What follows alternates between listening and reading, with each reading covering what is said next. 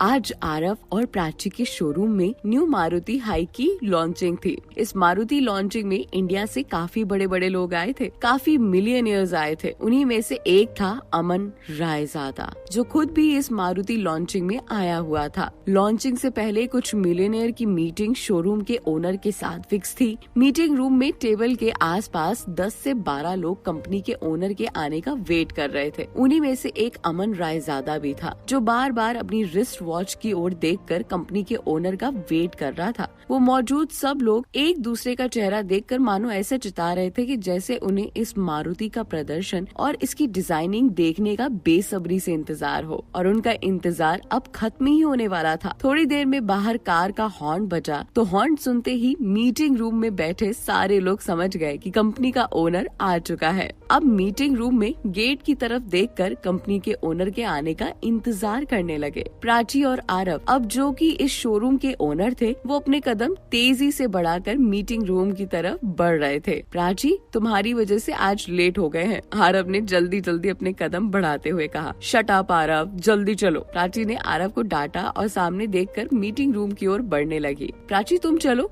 मैं तब तक मिस्टर रूवल चौधरी से मिलकर आता हूँ। वो काफी देर से मेरे आने का इंतजार कर रहे हैं। ये कहकर आरव अपने केबिन की ओर बढ़ गया और प्राची मीटिंग रूम की ओर। पता नहीं क्यों आज प्राची को एक अजीब सी बेचैनी हो रही थी।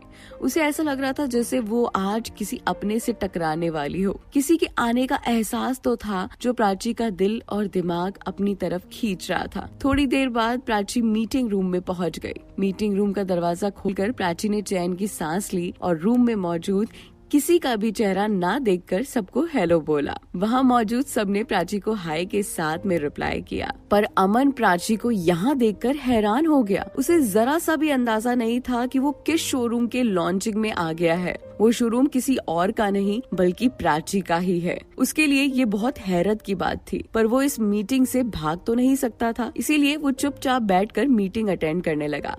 प्राची ने झट से आकर अपनी ओनर वाली सीट पर बैठते हुए फाइल में से कुछ पेपर्स निकाले और सबकी ओर पेपर बढ़ाते हुए बोली, "These are the agreement paper. So all of you are requested to read and sign it as soon as possible because we are getting late for the launching of Maruti Hike." Prachi ने सबकी तरफ बारी बारी से agreements paper बढ़ाए और उठकर side में लेफ्ट पे बैठे अमन के पास आई। उसने जैसे ही वो पेपर अमन की ओर बढ़ाया, वो अमन को देखकर हैरान हो गई, पर फिर उसने अपना ध्यान अमन की तरफ से हटाकर उसे भी एग्रीमेंट पेपर्स में पकड़ाने पे लगाया। अब तक आरव भी मीटिंग में पहुंच गया था। उसने आते ही सबकी ओर देखकर कहा, "sorry guys, I know I am late but I was busy in preparation of launching." ये कहकर आरव प्राची के बगल वाली ओनर की चेयर पर बैठ गया। "No problem Aarav, as we all know that your partner Prachi is handling everything nicely, so we don't have to worry." Airlines company के हेड ने आरव की ओर देखकर कहा। अमन आरव को प्राची के साथ देखकर और हैरान हो गया कि आरव और प्राची साथ में। इसका मतलब उसे जो 1 साल पहले पता चला था वो सच है कि प्राची सच में आरव से प्यार करती है। और ऐसा है तो वो उस दिन 1 साल पहले एंगेजमेंट से रोककर क्यों भाग गई थी? उसके दिमाग में ये सारे सवाल घूमने लगे, पर फिलहाल वो शोरूम के लॉन्चिंग में था, इसीलिए उसे पूरा ध्यान लॉन्चिंग और एग्रीमेंट पर लगाना था। अमन ने भी एग्रीमेंट पढ़कर उस पर साइन कर दिया। सारे एग्रीमेंट साइन होते ही प्राची ने सबको मारुति हाइक की डिजाइन्स और फोटो दिखाई। वहाँ मौजूद सारे लोग को हाइक की डिजाइन काफी पसंद आई और सब ने मारुति हाइक खरीदने के लिए कॉन्ट्रैक्ट भी साइन कर लिए। मीटिंग रूम से मीटिंग खत्म होने के बाद सब बारी बारी बाहर चले गए। अब अगर मीटिंग रूम में कोई मौजूद था तो वो था अमन, आरव और प्राची। अमन भी जा ही रहा था कि पता नहीं उसके दिमाग में क्या आया और वो प्राची के पास आते हुए बोला और उसकी तरफ अपना हाथ बढ़ाते हुए बोला, "Congrats, it was really a nice deal."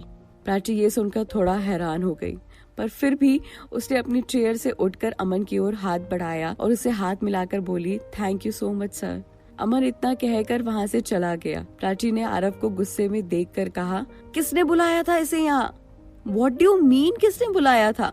तुम्हें तो पता था ना कि इस लॉन्चिंग में इंडिया के टॉप 10 मिलियनियर्स आ रहे हैं और तुम भी जानती हो कि अमन उन टॉप 10 में से एक है, तो उसका आना तो स्वाभाविक था। चलो ठीक है, जो भी हो।"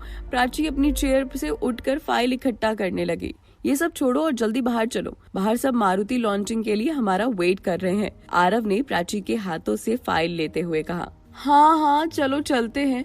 ये कहकर प्राची जल्दी बाहर शोरूम के चली गई स्टेज की ओर जाती हुई, जहाँ हाइक की लॉन्चिंग शुरू हो गई थी। स्टेज के पीछे लगी LCD में हाइक की डिजाइन और फोटोज बारी बारी स्वाइप होकर आ रही थी और वहीं स्टेज पर हाइक के 2 मॉडल खड़े हुए थे। मारुति हाइक देखने में इतनी अट्रैक्टिव थी कि वहां मौजूद कई लोगों के दिमाग में उसे खरीदने का प्लान चल रहा था और देखते देखते लॉन्चिंग के साथ साथ आरव और प्राची को इसके कम से कम 100 कॉन्ट्रैक्ट मिल चुके थे। आरव और प्राची बहुत खुश थे।